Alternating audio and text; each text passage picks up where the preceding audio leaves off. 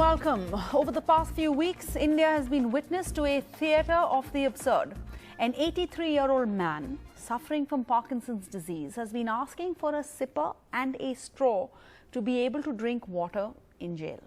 Parkinson's disease is a debilitating disorder of the central nervous system. It can cause involuntary tremors or muscular spasms. As you can see, that's a video of Stan Swamy. It can cause muscular spasms, which makes carrying out even everyday actions such as drinking liquids difficult. But for a month now, his plea for a simple straw and a sipper, his painful pleas that he can't drink liquids without it has made the rounds between jail authorities, the NIA, the courts. Stan Swamy was arrested by the NIA in Ranchi on the 8th of October. He is accused of being involved in a conspiracy to instigate caste violence in the Bhima Korega case. This is in the Bhima Korega village near Pune in 2018. These are serious charges, but still, as of now, they are only charges. They are yet to be proved. And so we are asking, is this justice or cruelty? And is it cruelty for the sake of cruelty?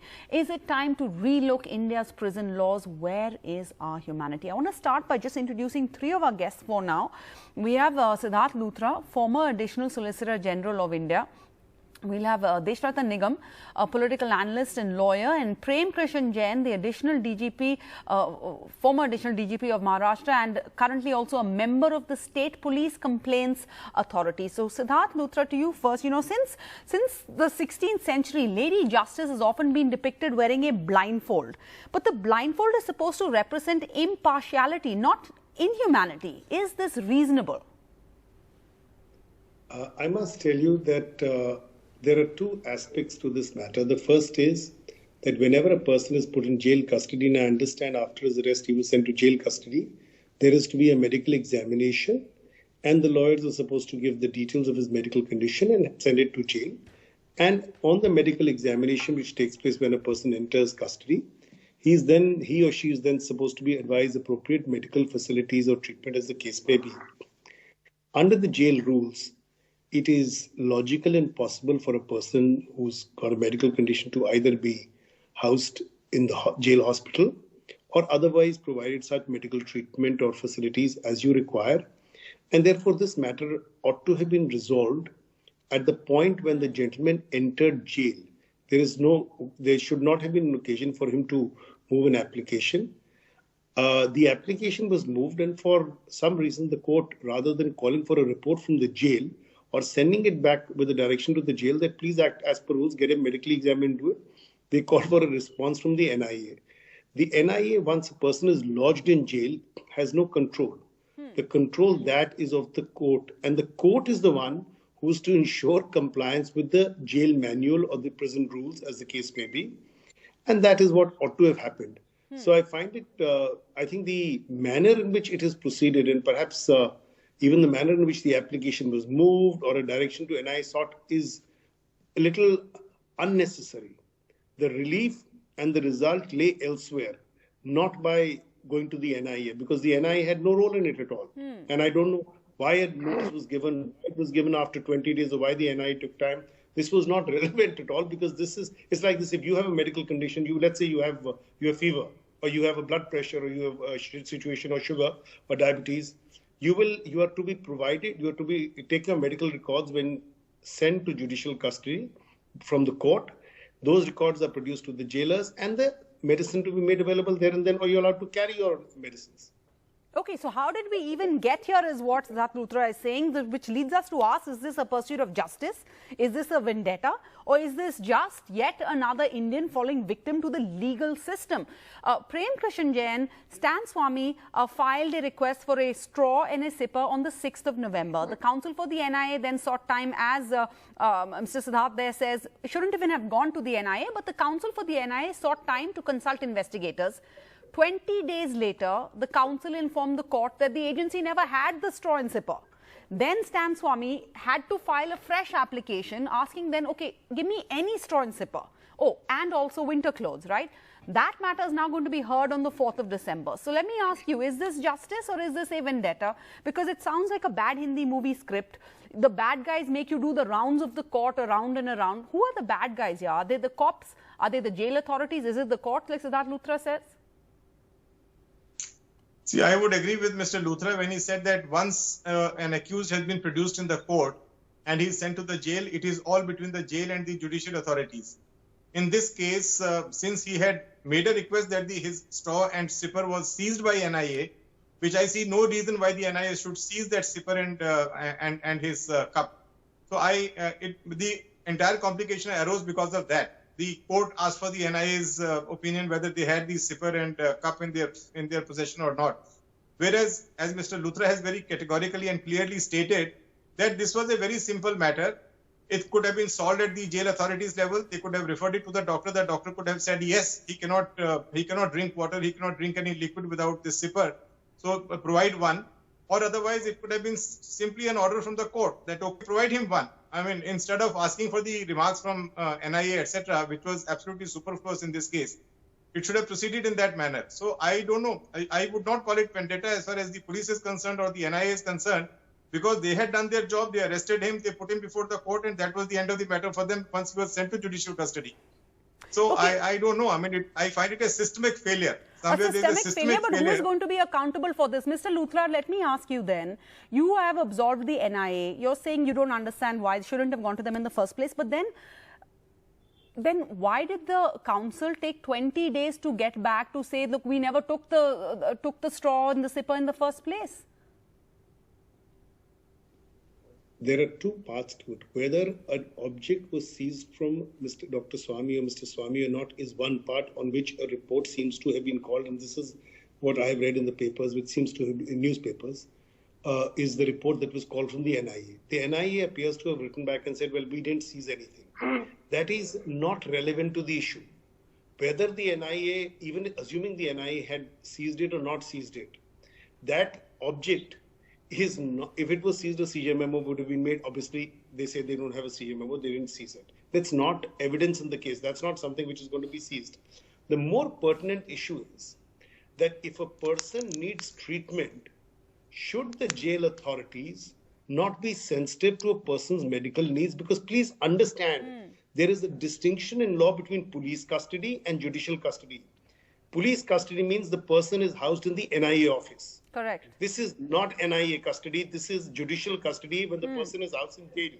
And that is the distinction. It's not a question of absolving the NIA, but the NIA is powerless to do anything in the jail, which is the responsibility of the honorable judge who's dealing with the matter. And more important, the responsibility of the jailer, who should be sensitive to the medical situation, because people who are in jail are to be, as I said, examined when they enter. And then the moment they complain of a medical, just hold on. The moment they complain of a medical need or situation, it is the jail superintendent who has to ensure that the medical situation is catered to, because they are responsible for the safety of the prisoner and for the health of the prisoner. A jailer is bound by the rules in the jail manual and the Prison Act to take care and ensure that no medical harm or ill health happens to a person. Now, ill health can happen. It's not that it can't, but they have to take all preventive steps for a person who has a medical situation. And Parkinson's or Alzheimer's is a known medical condition. If that is a known medical condition and the medical records, what you really need to ask is, were the papers of his Alzheimer's and Parkinson's produced by his lawyers or by him when he was sent to judicial custody? If they were not, then it was to be tested at the time he went to jail. Well, if feasible, because these are also complicated tests. But if they were produced, then clearly the jail has a responsibility, because if they had access to the medical records, there is no reason to run to the NIA for a sipper. They have to provide them all of this. All right. Okay. So then, Mr. Prem Kishan Jain, you are a member of the State Police Complaints Authority. It is the police, it is the jail authorities over here who are responsible. It is not the police. Police and jail authorities are different. And number one, I am an ex-member. My term got over in January 2020. Okay. But the authority only looked into complaints against police officers. And jail authorities are not police officers. They do not fall under the purview of the State Police Complaints Authority. So in this case, even if a complaint has to be made, it has to go to the Home Department or it has to go to the court. But as Mr. Luthra has pointed out, that this was a very simple matter, could have been sorted out both at the courts level and even at the jail level. As I said, a medical officer at the jail, there is a permanent medical officer. All right. He could have advised, a SIPR could have been provided to Mr. Stan. Could have, would have, should have. In the end, somehow nothing happened. Akash Banerjee joins us. He's a political satirist. Akash, I mean, you can't make this stuff up. I always keep saying this, that my job is always under threat. How can I ever make something like this? NDTV is having, of course, nobody else is even going to debate this, but NDTV is having a debate on whether a SIPR should have been provided to an old man suffering from Parkinson's. It doesn't get more bizarre than this. We're asking why hasn't it been? I'm not an expert, okay? As you can hear, the ping pong that was just being played. The NIA court says something. The NIA says that it's not our responsibility, it is the jail authority, blah, blah, blah. My fact is, today you are sitting on a situation where the Press Council of India is advocating and telling, including publications and organizations like yourselves, do not publish foreign material that is written on India. Because what has happened is you've controlled everybody in India. Now, there is news coming from abroad and you want to stop that as well. This sort of stuff is getting to foreign countries. People are reporting about this. We continuously forget the fact that India is becoming a successive joke on successive days. I may not have a job because I can't do this sort of satire. That's absolutely okay. It's not even satire. It's dark comedy, actually. But the international community is watching you. It is a question of a SIPR. Maybe the government is trying to say that you become Atmanirbhar.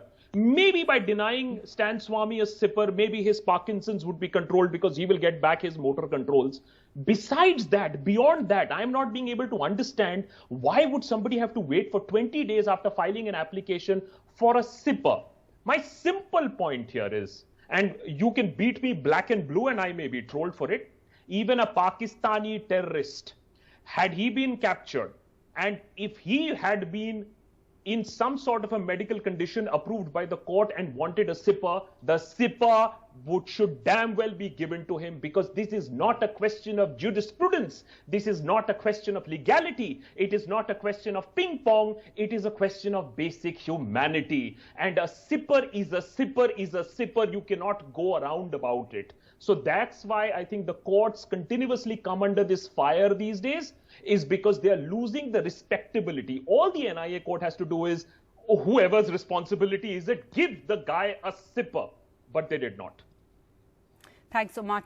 Thanks, Akash, for that. Deshrata Nigam, could you respond here? Where is our humanity? Asks Akash Banerjee. Let's take a look at that video again, please, of Stan Swamy. Look at how his hands shake. It's involuntary. How is a man supposed to drink water? Does an inmate not have a right to drink water with dignity?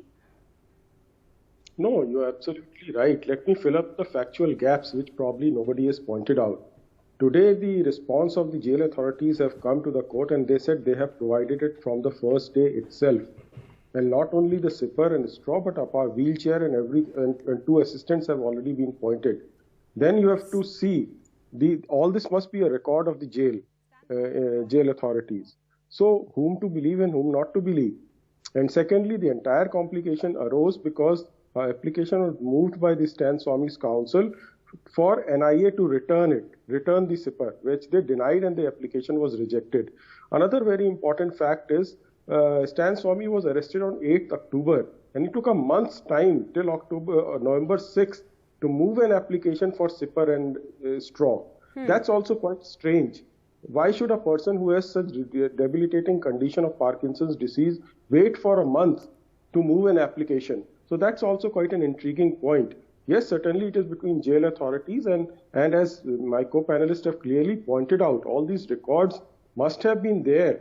And if it was not there, it was a duty to be examined. Yes, humanity is perfectly paramount, but there are certain rules and procedures which have to be taken care of. The courts will only go into once the prayer is made. They can't go beyond the prayer. They go by the records. And the prayer was for the NIA to return it. So the complications arose. I don't know how, as Mr. Luthra clearly pointed out, he was also intrigued as to why these unnecessary steps were taken in this case. And the jail authorities on the other hand saying they did it from the first day itself. They have provided everything more than that. So you have to be very careful in, jumping to conclusions. So there are various different kind of stands which are there. So the rule book was followed is what you're saying, Mr. Nigam. But you are baffled by the fact that he took a month to raise this complaint. Similarly, Stan Swamy was also arrested 2 years after the Bhima Koregaon violence. Isn't that also baffling, sir? So if I'm Jharkhand, he's supposed to have instigated something in Maharashtra without ever having been to. But I can't, sorry, we can't get in. We're not talking about the merits of the case. We are talking about the fact that why is this old man denied a sipper? Whether he is guilty, innocent, that still has to be proved. Nandita Rao, please come in over here. You are part of many lawyers who wrote to the superintendent of the Taloja jail saying that you have to have humanity, even if a person's detention must be humane. Why have you written to the superintendent? Court, and he's in judicial custody, and it was just too painful. One feels like, in India, we are living in a Kafka novel that, where is his sipper? When he was arrested, was his sipper taken by NIA? Was it taken by the jail authorities? Did his sipper get stolen? Has it disappeared? And then for 1 week, he's falling around in the general ward. And then suddenly, when it comes in the newspapers, he's moved to the hospital. And then finally today, when the newspapers carried our letter saying, look, the jail manual says that if a person is in a particular medical condition, you have to provide him whatever he needs for a dignified stay. Because as per law, you can take away his liberty, but you cannot take away his health and his life. And, this whole macabre drama that has gone on between the investigative agencies, the jail authorities and the NIA court leaves you feeling that we are less in danger from somebody like Stan Swamy, and our country is more in danger because of the mockery that the criminal justice system has turned into. And here, Sarah, I'd like to say, there's a famous case in United Kingdom of Melita Norwood. She's known as the granny spy. She admitted that she had stolen nuclear bomb secrets and given them to the KGB. But the Crown prosecutor decided that because she was so old when this was unearthed, that they would not prosecute her. That is a healthy, robust democracy. Here, the prosecution is expected to be just a rubber stamp to the investigation. The investigation keeps on changing. First, this was being investigated by the Maharashtra police. The moment BJP was not in power, the NIA stepped in, and the prosecutor has no role.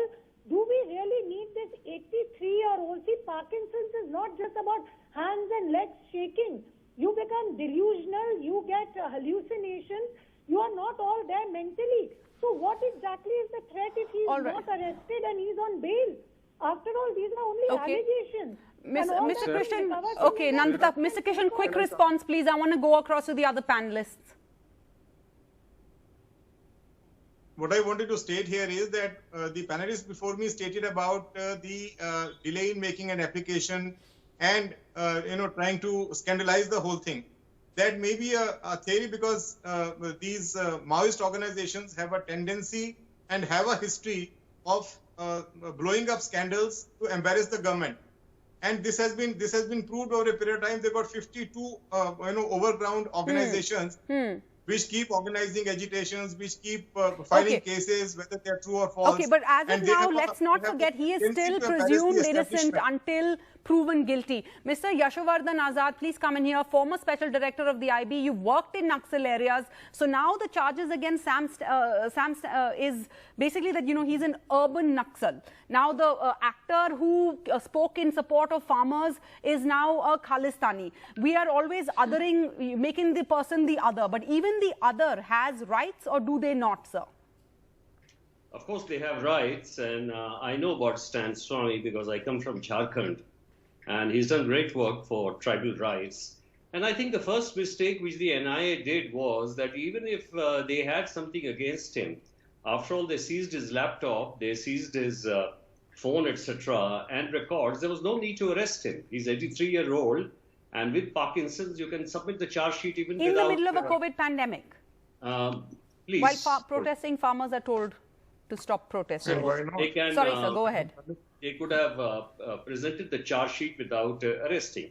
Number two, this whole debate seems to be infructuous. You know why? Because first of all, the NIA says that they did not seize the sipper and the straw.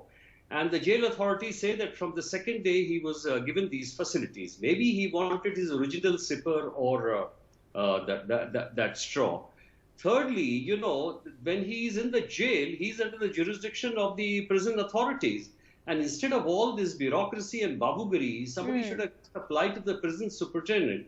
And it was incumbent upon him to provide all this. I don't think this kind of cruelty is exercised even by prison authorities. I'm shocked and surprised if this has been done. But first, it should be actually verified and, you know, found out whether this has actually happened or not. And if he didn't, then action should be taken.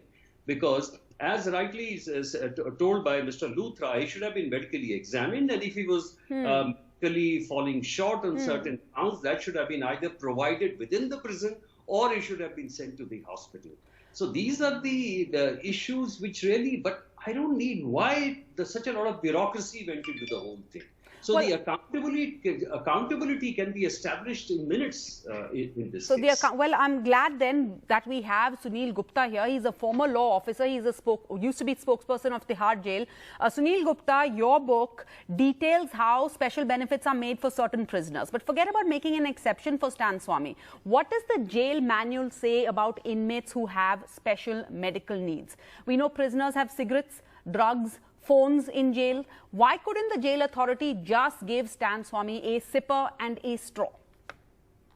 No, basically, you know, this is very fundamental requirement, and there is no necessity to take any medical advice. And jail superintendent might, on his own, should have provided this. And jail manual say that if someone require warm clothing, some special diet, or something else, it is the duty of jail superintendent to provide all these things to him. But unfortunately, why this paper and this straw was not provided, this is beyond any excuses, and this is mistake. But Mr. Gupta, you know, some have raised a point that, you know, the jail manual is very strict. It has to be followed down to the T because there are instruments, you know, the inmates can commit suicide, they can harm themselves, harm others. Could the straw and sipper harm him? No, it is unimaginable that these may be any instrument to cause harm to anybody. But the jail superintendent should have allowed this. And basically, I just want to say that when someone is under trial, maybe he is in the custody of the jail superintendent, but he is in judicial custody. Yes. And there was no need for the magistrate to give so much time to the NIA or to the jail authorities to say that you provide this. On the very first hearing, the court must have directed the jail superintendent to provide this. There was no need to issue notice or taking so much of time. This is my view. So, Mr. Yashovardhan Azad, then who will be held accountable? You have an 83-year-old man who is put in jail in his sunset years on charges right now. What if he is proven to be innocent? Or the charges are found unfounded? The simple thing is to take the explanation of the prison authorities. As this man who has Parkinson, either you should have sent him to the hospital, and if not, if his basic requirement, why was it not met? There was no necessity to go to the court or to the world or to the Commonwealth or even United Nations. It's a very simple thing. You were in charge. You had the jurisdiction. He had the medical needs. You should have done something yourself or got it from wherever you. So he is the man to be held accountable. Deshrata Nigam, every person is presumed to be innocent until proven guilty. That is a cardinal principle. It is recognized under the Universal Declaration of Human Rights, 1948. What is this man's crime? Even if he is guilty of these charges, if he is convicted, the punishment for a crime is a sentence, a jail time of so-and-so how many ever years, not custodial torture. See, yes, there's a larger question of, reforms that I agree with. But let me tell you, the stringent law of UAPA has been, imposed on that person. Yes. And that is where it is required that the onus lies on the accused to prove himself innocent. So he is guilty till proven innocent. It's the other way around. Please understand. That's a fine distinction that is there in the under UAPA law. So it's not the other way around that you are saying. So that is a very different kind of a law. Sir, I'm not sure of that. Maybe Nandita can correct it, say if it's true or not. But my point is, even if he is guilty or if he is innocent, why can he not be given a SIPR? Yes, you are sentenced to jail. Yes. You are not sentenced to custodial torture. Yes, exactly. Let me point out one thing. Today, the explanation of the police has come before the court that they did it from the second day itself, and not only straw and SIPR, they provided 2 assistants, wheelchair and many other things. Therefore, that whether to believe that statement or not, it is for the courts to see. This is between the court. If the police is lying, they can be taken for task. And therefore, the explanation is already there before, and let us not presume anything at this stage. Why these complications? 1 month delay in moving it, then moving an application for the NIA to return it, then that is being rejected, then again another application for providing is fresh, where the police is saying, the prison authorities are saying they provided it in the first instance itself. Well, so his lawyers haven't confirmed that fact, but this case will now come up for hearing on the 4th of December. Thank you all for joining us. And as we say goodbye, let's remember, Stan Swamy is not the only under trial in the Bhima Koregaon case with a serious medical condition. We have the Telugu poet Varavara Rao's health is also critical. And tonight, as we leave you, let's spare a thought for the lakhs of under trials who are languishing in jail awaiting just a hearing of their case. Remember, 70% of prisoners in India are under trials. Thank you all for joining us on We the People tonight. Bye-bye.